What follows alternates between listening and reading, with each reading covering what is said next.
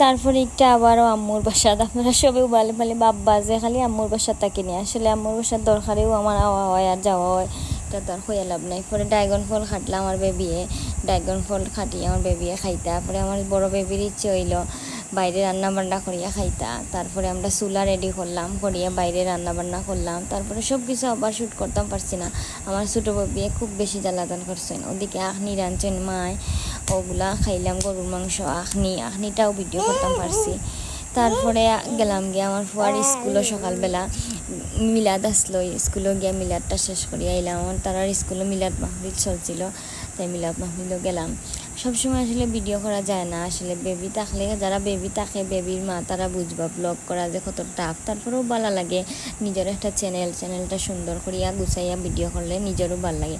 Time দিতে পারলে আসলে সব কিছুই সুন্দর হয়। আমি আসলে টাইম দিতাম পারি না ঠিকমতো, তারপরেও আপনারা যে দেখেন কমেন্ট করেন ওটাও আমার লাগে অনেক কিছু।